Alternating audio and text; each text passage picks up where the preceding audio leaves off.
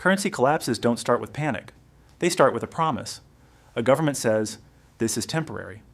This is under control. This is for stability. And most people believe it because they have to. Bills don't pause. Jobs don't pause. Life doesn't pause. But here's the pattern. History keeps repeating. A currency collapses the moment people realize the system needs their belief more than it deserves it. Not because money is paper. Not because money is fake. Because modern money is trust. And trust doesn't die in one big dramatic moment. It dies in stages. Stage one is always the same. The state runs out of painless options. Spending climbs. Revenue can't keep up. Debt grows. And the political cost of fixing it gets too high. So leaders choose the path that feels invisible. They borrow more, and they expand the money supply, directly or indirectly. They don't call it printing. They call it stimulus, liquidity, support, emergency measures, temporary programs. Different words, same direction. At first, nothing looks broken. In fact, the system can look better. Markets calm down, growth returns, people keep shopping. That's why the early stage is dangerous. It rewards denial. Then stage two begins. Prices move faster than wages. Not everywhere at once, not evenly, but enough that ordinary life starts feeling wrong. Groceries jump, rent jumps, fuel jumps. Savings feel useless. People stop saying things are expensive and start saying something is happening. That sentence is the first crack in belief. And once that crack forms, the collapse becomes a psychology problem. Because stage three is the real turning point. People stop trusting the future value of the currency. They don't need a chart. They don't need an economist. They can feel it. They start converting money into anything else.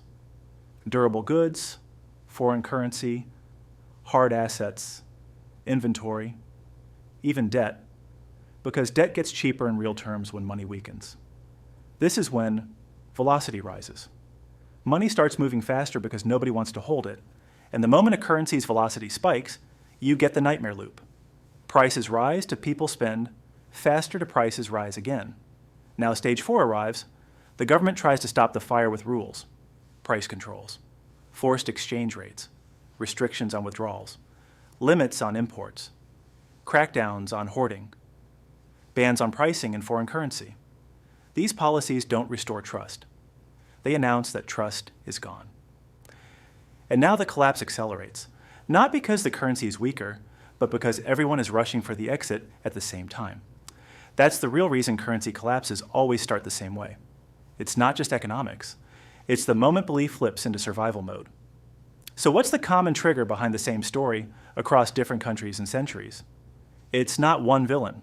It's not one ideology. It's the same three ingredients. 1, an imbalance that keeps growing. A state promises more than it can sustainably fund. 2, a shortcut that buys time. Borrowing and money expansion delay the pain today by spreading it into the future. 3, a confidence switch. People realize the shortcut is not temporary. It's the new normal.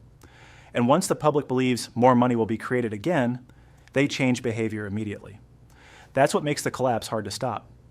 Because you can't police a psychology shift. You can raise interest rates, but that can crash the economy and the government's budget. You can cut spending, but that can trigger unrest and instability. You can print more, but that confirms the public's worst fear.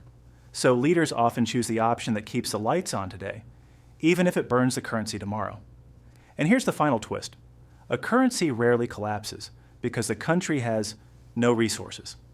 It collapses because the public no longer trusts the rules governing those resources. Once trust breaks, even a rich country becomes fragile. Once trust holds, even a struggling country can stabilize. Because money's not just a medium of exchange, it's a social contract. Now, once you're answering the comments, which stage do you think is the point of no return? Wages falling behind, people rushing into hard assets, or the government locking the doors? If you want more stories where money and power collide, subscribe to Hidden Money History, because history doesn't repeat, but it does leave receipts.